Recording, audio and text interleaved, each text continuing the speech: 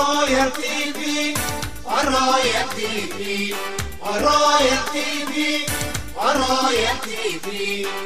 Royal 24. Assalaamu calaykum waraxmatullaahi wabarakaatuh. kulanti wacan oo wanaagsan daawadayaal meel kastood naga daawanaysaan ku soo dhawaada warka Royal TV oo si toos idinkaga imaanaya stuudiyaha magaalada London. warkana waxa idinla socodsiin doona anigoo Maxamed Cabdisalaada.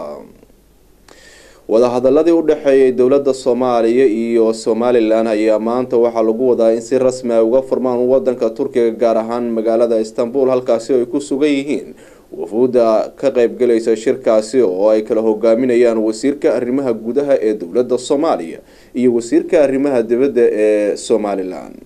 haddaba arintaasi waxa indhaha ku hayay oo ku horgalay wariyeena Maxamed Xaaji Xuseen Raaga oo warbixinta warka inooga diyaariyay. waxaa maanta lagu wadaa in magaalada taariikhiga ah ee Istanbul ee dalka Turkiga uu ka bilaabmo wareeg kamid ah wadahadaladii u soconayay dawladda Soomaaliya iyo Somaliland.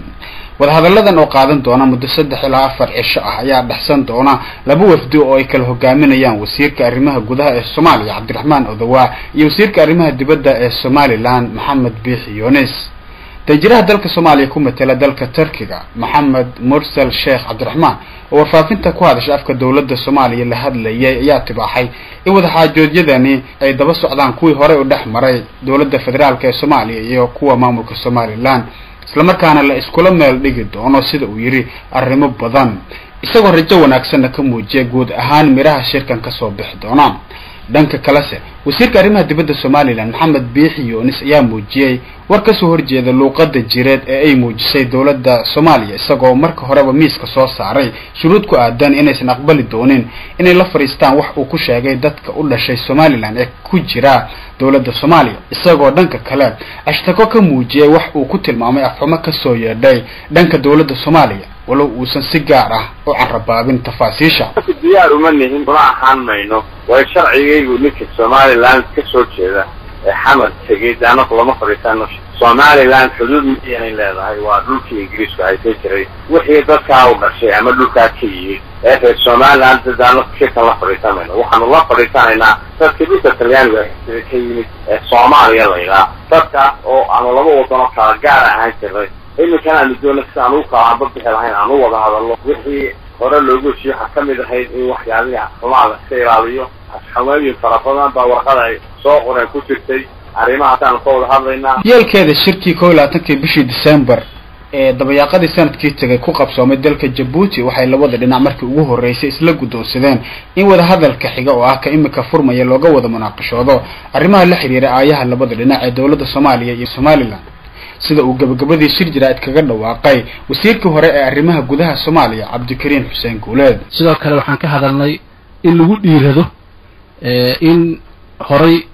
loogu daadego qorbada masiiriga ah ee u dhaxeeya labada dhinac waxa la yiri maama Soomaaliya jirto waxa la dimaal nin ka xishooda kama ilma dhalo marka waxay u baahan tahay qodobadaas masiiriga oo aad iyo aad muhiim u ah in labada dhinac ay ku dhiiradaan ayadoo marna aan walaalnimada iyo wada dhaladka iyo ehelnimada iyo waxa la isku yahay marnaba aanan la iloobaynin lagana tagaynin dabcan heshiiskaas asaga ah labada madaxweyne ayaa saxiixay waxaan rajaynaynaa bisha Febraayo 26 iyo 27 inaan ku kulanno magaalada Istanbul. wasiirka arrimaha dibadda Somaliland Maxamed Biixi Yunis ayaa isna kaga marqaati kacay in kulanka haatan lagu sii ambaqaadi doono isla qodobka masiiriga ah iyo kuwa kale isagoo tabaxay inay fasax kaga haystaan madaxda sare ee labada dhinac walow mar ay BBC-du weydiisay inay jiraan waxyaabo ay ka tanaasulayaan uu ka gaabsaday inuu haa iyo maya toona yiraahdo isagoo ku afgobaadsaday in waqtiga iyo shirka wixii laga hadlo uu u dayn doono. labada madaxweyne xigmaan masiiriga laga hadla qadiyada masiiriga